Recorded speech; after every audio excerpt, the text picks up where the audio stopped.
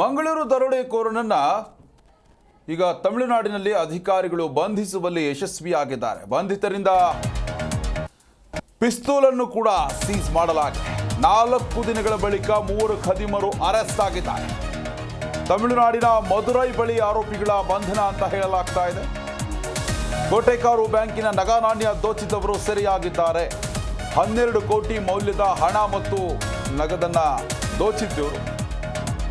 Mangaluru police ಆಯುಕ್ತ ಅಗರ್ವಾಲ್ ಅವರು ಹೇಳಿಕೆಯನ್ನು ಕೊಟ್ಟಿದ್ದಾರೆ. ಮುಂಬೈನ ಧಾರಾವಿಯ ಬ್ಯಾಂಕ್ ದರೋಡೆಕೋರರ ಟೀಮ್ ಅಂತ ಹೇಳಲಾಗ್ತಾ ಇದೆ. ಇದು ಅದೇ ಟೀಮ್ ಮಂಗಳೂರಿನಲ್ಲೂ ಕೂಡ ಕೈಚಳಕವನ್ನ ತೋರಿಸಿತ್ತಂತೆ.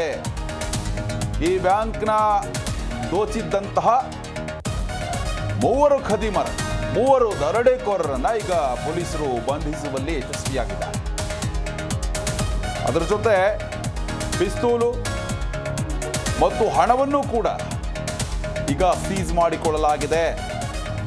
ಇಡೀ ರಾಜ್ಯಾದ್ಯಂತ ಚರ್ಚೆಗೆ ಗ್ರಾಸವಾಗಿರುವಂತಹ 2 ಪ್ರಕರಣಗಳಲ್ಲಿ ಒಂದು ಪ್ರಕರಣ. ಒಂದು ಕಡೆ ಬೀದರ್ನಲ್ಲೂ ಕೂಡ ದರೋಡೆಯಾಗಿತ್ತು, ಒಂದು ಕಡೆ ಮಂಗಳೂರಿನಲ್ಲೂ ಕೂಡ ದರೋಡೆಯಾಗಿತ್ತು. ಹೀಗಾಗಿ ಗೃಹ ಇಲಾಖೆ ಕೂಡ ಸಾಕಷ್ಟು ತಲೆ ಕೆಡಿಸಿಕೊಂಡಿತ್ತು ಈ ಬಗ್ಗೆ. ಹಿರಿಯ ಅಧಿಕಾರಿಗಳಿಗೆ ಸಿಎಂ ಸಿದ್ದರಾಮಯ್ಯರು ಸೂಚನೆಯನ್ನು ಕೊಟ್ಟಿದ್ರು. ಅದೇ ರೀತಿಯಾಗಿ ಗೃಹ ಸಚಿವ ಡಾಕ್ಟರ್ ಜಿ ಪರಮೇಶ್ವರ್ ಅಧಿಕಾರಿಗಳ ಮೇಲೆ ಗರಂ ಆಗಿದ್ರು.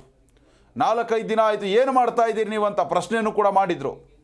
ಅಧಿಕಾರಿಗಳಿಗೆ ಕ್ಷಿಪ್ರಗತಿಯಲ್ಲಿ ಕಾರ್ಯಾಚರಣೆ ನಡೆಸಿ ಬಂಧಿತರನ್ನ ಏನು ಈಗಾಗಲೇ ಬಂಧನ ಆಗಿದ್ದಾರಲ್ಲ ಅವರನ್ನು ಕ್ಷಿಪ್ರಗತಿಯಲ್ಲಿ ಬಂಧಿಸಬೇಕು ಅಂತ ಸೂಚನೆಯನ್ನು ಕೊಟ್ಟಿದ್ರು. ಸದ್ಯಕ್ಕೆ ಬಂಧನ ಆಗಿದೆ ಅನ್ನೋ ಒಂದು ಮಾಹಿತಿಯನ್ನು ಮಂಗಳೂರು ಪೊಲೀಸ್ ಆಯುಕ್ತ ಅಗರ್ವಾಲ್ ಅವರು ಕೊಟ್ಟಿದ್ದಾರೆ. ವಿಚಾರಣೆ ನಡೆಯುತ್ತೆ. ನೋಡಿ, ಇದು ಮುಂಬೈನ ಧಾರಾವಿಯಲ್ಲಿ ಇರುವಂತಹ ಒಂದು ದರೋಡೆಕೋರರ ಟೀಮ್ ಅಂತೆ. ಆ ಟೀಮ್ನ ಮೆಂಬರ್ಸೇ ಈ ಒಂದು ದರೋಡೆಯನ್ನು ಮಾಡಿದರು. ಇವರ ಚಲನವಲನ CCTVಯಲ್ಲಿ ಸೆರೆಯಾಗಿತ್ತು. ಈ CCTV ಜಾಡು ಟೆಕ್ನಿಕಲ್ ಎವಿಡೆನ್ಸ್ಗಳಾಗಿರಬಹುದು ಮತ್ತು ಸ್ಥಳೀಯರ ಮಾಹಿತಿ ಮೇರೆಗೆ ಈಗ 3 ಬಂಧಿಸಿ ವಿಚಾರಣೆಯನ್ನು ಅಧಿಕಾರಿಗಳು ನಡೆಸ್ತಾ ಇದ್ದಾರೆ. ಈ ಬಗ್ಗೆ ಹೆಚ್ಚಿನ ಡೀಟೇಲ್ಸ್ ಅನ್ನು ನೀಡ್ತಾರೆ ನಮ್ಮ ಮಂಗಳೂರು ಪ್ರತಿನಿಧಿ ಶಂಶೀರ್. ದೂರವಾಣಿ ಸಂಪರ್ಕದಲ್ಲಿದ್ದಾರೆ. ಶಂಶೀರ್, ನೋಡ್ತಾ ಇದ್ದೀವಿ 4 ದಿನ ಆದ ಮೇಲೆ ಈ 3 ಖದೀಮರನ್ನು ಅರೆಸ್ಟ್ ಮಾಡಲಾಗಿದೆ. ಸದ್ಯಕ್ಕೆ ಏನೆಲ್ಲ ಅವರಿಂದ ಪಿಸ್ತೂಲನ್ನು ಹೊರತುಪಡಿಸಿ ಎಷ್ಟು ಹಣವನ್ನು ಸೀಸ್ ಮಾಡಿಕೊಳ್ಳಲಾಗಿದೆ, ತನಿಖೆ ಯಾವ ಹಂತದಲ್ಲಿದೆ, ಸದ್ಯಕ್ಕೆ ಈ 3 ದರೋಡೆಕೋರರು ಮತ್ತು ಈ ಟೀಮ್ನಲ್ಲಿ ಬೇರೆ ಯಾರು ಇದ್ದಾರಾ, ಪೊಲೀಸರು ಏನು ಮಾಹಿತಿ ಕೊಟ್ಟಿದ್ದಾರೆ ಅಂತ?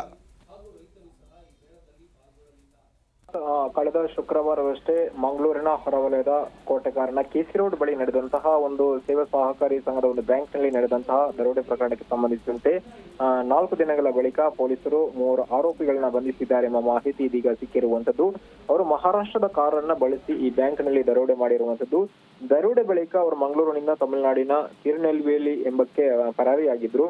ಅಂದ್ರೆ ಕೇರಳ ಮೂಲಕ ಅವರು ಅಂದ್ರೆ ಮಂಗಳೂರಿನ ತಲಪಾಡಿ ಬಳಿ ಒಂದು ಟೋಲ್ ಗೇಟ್ ಇರುವಂತದ್ದು. ಆ ಟೋಲ್ ಗೇಟ್ ಪಾಸ್ ಆದ್ರೆ ಕೇರಳಕ್ಕೆ ಹೋಗುತ್ತಾ, ಕೇರಳದ ಮೂಲಕ ಅವರು ತಮಿಳುನಾಡಿಗೆ ಹೋಗಿರುವಂತಹ ಮಾಹಿತಿ ಸಿಕ್ಕಿರುವಂತದ್ದು.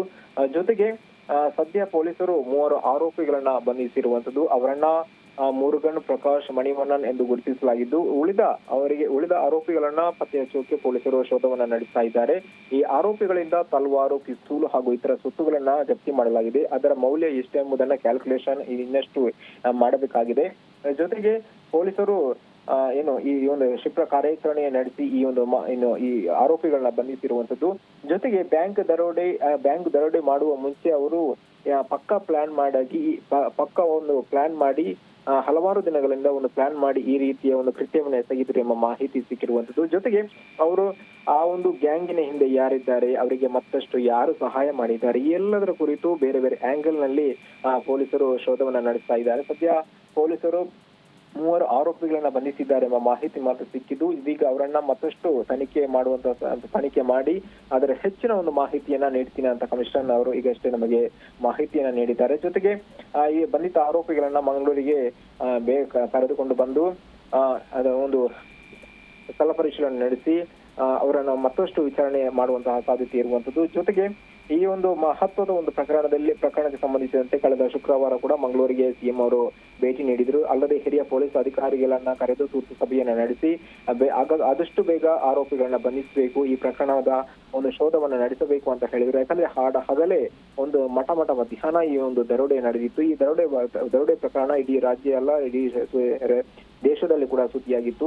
ಯಾಕಂದ್ರೆ ಒಂದು ಪಕ್ಕಾ ಪ್ಲಾನ್ ಆಗಿ ಸಿನಿಮೆಯ ರೀತಿಯಲ್ಲಿ ಈ ದರೋಡೆಯನ್ನ ಮಾಡಲಾಗಿತ್ತು. ಸುಮಾರು 10 ರಿಂದ 12 ಕೋಟಿಗಿಂತ ಹೆಚ್ಚಿನ ಸೊತ್ತುಗಳನ್ನ ಇವರು ದರೋಡೆ ಮಾಡಿ ಎಸ್ಕೇಪ್ ಆಗಿದ್ರು. ಅದು ಸಿನಿಮೆಯ ರೀತಿಯಲ್ಲಿ ಕೆಲವೇ ನಿಮಿಷಗಳ ಅಂತರದಲ್ಲಿ ಅವರು ದರೋಡೆ ಮಾಡಿ ಎಸ್ಕೇಪ್ ಆಗಿದ್ರು. ಇದೀಗ ಕ್ಷಿಪ್ರ ಕಾರ್ಯಾಚರಣೆ ನಡೆಸಿದಂತಹ ಪೊಲೀಸರು 3 ಆರೋಪಿಗಳನ್ನ ಬಂಧಿಸಿದ್ದಾರೆ. ಇನ್ನಷ್ಟು ಹೆಚ್ಚಿನ ಆರೋಪಿಗಳು ಈ ಒಂದು ಕೃತ್ಯದ ಹಿಂದೆ ಇರುವಂತದ್ದು. ಹೀಗಾಗಿ ಅವರನ್ನ ಬಂಧಿಸುವಂತಹ ಪ್ರಕ್ರಿಯೆ ನಡೀತಾ ಇದೆ. ವಿಶ್ವನಾಥ್, ಸಂಶಯರಿ, ಇಂತಹ ದರೋಡೆ ಪ್ರಕರಣಗಳು ನಡೆದಂತಹ ಸಂದರ್ಭದಲ್ಲಿ ಅಲ್ಲಿರುವಂತಹ ಪೊಲೀಸರು ಆದಷ್ಟು ಕ್ಷಿಪ್ರಗತಿಯಲ್ಲಿ ಕಾರ್ಯಾಚರಣೆ ನಡೆಸಬೇಕಾಗುತ್ತೆ. 4 ದಿನ ಟೈಮ್ ತೆಗೆದುಕೊಂಡಿದ್ದಾರೆ, 3 ಈಗಾಗಲೇ ಬಂಧಿಸಿದ್ದಾರೆ. ಇನ್ನು ಸ್ಥಳೀಯರಲ್ಲಿ ದೊಡ್ಡ ಮಟ್ಟದ ಆತಂಕ ಕೂಡ ಎದುರಾಗಿರುವಂಥದ್ದು. ಯಾಕಂತಂದರೆ ಬ್ಯಾಂಕಲ್ಲಿ ಅನೇಕ ಹಣವನ್ನು ಡೆಪಾಸಿಟ್ ಮಾಡಿರ್ತಾರೆ. ಅಲ್ಲಿರುವಂತಹ ವ್ಯವಹಾರಗಳು ಕೂಡ ತುಂಬ ಕಷ್ಟಕಾಲದಲ್ಲಿ ನಮಗೆ ಬೇಕಾಗುತ್ತೆ ಅನ್ನೋ ಒಂದು ಉದ್ದೇಶವನ್ನು ಇಟ್ಕೊಂಡು ಬ್ಯಾಂಕಲ್ಲಿ ಹಣವನ್ನು ಇಡುವಂತಹ ಕೆಲಸವನ್ನು ಕೂಡ ಜನ ಮಾಡಿರ್ತಾರೆ. ಅಂಥವರಿಗೆ ಪೊಲೀಸ್ ಇಲಾಖೆ ಏನು ಭರವಸೆ ಕೊಡ್ತಾ ಇದೆ, ಯಾವ ಮಟ್ಟಿಗೆ ಅಲ್ಲಿ ಒಂದು ಎಚ್ಚರಿಕೆ ಮುಖಾಂತರವಾಗಿ ಜನರಿಗೆ ಏನು ಭರವಸೆ ಕೊಟ್ಟಿದೆ ಅಂತ ಪೊಲೀಸ್ ಇಲಾಖೆ? ಹೌದು, ಮುಖ್ಯವಾಗಿ ಈ ಒಂದು ಕೋಟೆಕಾರನ ಸೇವಾ ಸಹಕಾರಿ ಬ್ಯಾಂಕ್ನಲ್ಲಿ ಚಿನ್ನವನ್ನ ಅಡವಿಟ್ಟಿರುವ ಅಥವಾ ಸಾಲವನ್ನು ಪಡೆಯಿರುವ ಮಂದಿಯಲ್ಲಿ ಹೆಚ್ಚಿನವರು ಬಡ ಹಾಗೂ ಮಧ್ಯಮ ವರ್ಗದವರಾಗಿದ್ದಾರೆ. ಹೀಗಾಗಿ ಈ ದರೋಡೆ ಪ್ರಕರಣ ಬೆಳಕಿಗೆ ಬಂದ ಕೂಡಲೇ ಅವತ್ತಿನ ಮಧ್ಯಾಹ್ನದಿಂದಲೇ ಇವತ್ತಿನವರೆಗೂ ಕೂಡ ಅಲ್ಲಿ ಜನರು ಅಲ್ಲಿಗೆ ಬಂದು ನಮ್ಮ ಸೊತ್ತುಗಳನ್ನ ನೀಡಿ, ನಮ್ಮ ಯಾವ ರೀತಿ ಈಗಾಗಲೇ ನಾವು ಅಡವಿಟ್ಟ ಚಿನ್ನವನ್ನ ಇರಬಹುದು ಅಥವಾ ಸಾಲವನ್ನ ಹಣವನ್ನ ಇಟ್ಟಿರ್ಬೋದು, ಈಗೆಲ್ಲ ನಮಗೆ ಪರಿಹಾರವನ್ನ ನೀಡಬೇಕು, ನಮ್ಮ ಸೊತ್ತುಗಳನ್ನು ನಮಗೆ ನೀಡಬೇಕು ಅಂತ ಆಗ್ರಹಿಸ್ತಾ ಇದ್ದಾರೆ. ಜೊತೆಗೆ ಅವರು ಕೂಡ ನಮಗೆ ಬ್ಯಾಂಕಿನವರು ಕೂಡ ನಮಗೆ ಹಣ ಏನು ದರೋಡೆ ಆಗಿದೆ, ನಮಗೆ ಇನ್ಸೂರೆನ್ಸ್ ಸಿಕ್ಕಿದ್ರೆ ನಿಮಗೆ ನಿಮ್ಮ ಮೊತ್ತವನ್ನು ಕೊಡ್ತೀವಿ ಅಂತ ಭರವಸೆ ನೀಡಿದ್ದಾರೆ. ಆದ್ರೆ ಅದು ಅಷ್ಟು ಈಸಿ ಇಲ್ಲ. ಯಾಕಂದ್ರೆ ಕ್ರಮ ಪ್ರಕಾರವಾಗಿ ತನಿಖೆ ನಡೆಯಬೇಕು, ಪೊಲೀಸರು ತನಿಖೆ ನಡೆಯಬೇಕು. ಅದ್ರ ಜೊತೆಗೆ ಯಾರ ಚಿನ್ನ ಕಳ್ಳವಾಗಿದೆ, ದರೋಡೆಯಾಗಿದೆ ಎಂಬುದರ ಬಗ್ಗೆ ಕೂಡ ಕ್ಯಾಲ್ಕುಲೇಷನ್ ಮಾಡಬೇಕಾಗುತ್ತೆ. ಹೀಗೆಲ್ಲ ಅಂತರದಲ್ಲಿ ಅವರು ಭರವಸೆಯನ್ನು ನೀಡಿದ್ದಾರೆ. ಆದ್ರೂ ಕೂಡ ಆತಂಕದಿಂದ, ಭಯದಿಂದ ದಿನಾಲೂ ಕೂಡ ಅಲ್ಲಿ ಸಂತ್ರಸ್ತರು ಬರುವಂತದ್ದು. ಹೀಗಾಗಿ ಪೊಲೀಸರು ಕೂಡ ಈ ಒಂದು ಆರೋಪಿಗಳನ್ನು ಅಂದ್ರೆ 4 ದಿನದ ಬಳಿಕ ಈ 3 ಆರೋಪಿಗಳು, ಇನ್ನಷ್ಟು ಆರೋಪಿಗಳು ಕೂಡ ಈ ಗ್ಯಾಂಗ್ ನಲ್ಲಿ ಇರುವಂತದ್ದು. ಹೀಗಾಗಿ ದರೋಡೆ ಮಾಡಿದಂತಹ ಎಲ್ಲಾ ಸೊತ್ತುಗಳನ್ನ ಸ್ವಾಧೀನಪಡಿಸಿ ಅವರಿಗೆ ಕೊಡುವಂತಹ ಪ್ರಕ್ರಿಯೆ ಮತ್ತೆ ತದನಂತರ ನಡೆಯುತ್ತೆ. ವಿಶ್ವನಾಥ್, ಧನ್ಯವಾದ ಶಂಶೀರ್ ತಮ್ಮೆಲ್ಲ ಡೀಟೇಲ್ಸ್ಗಾಗಿ.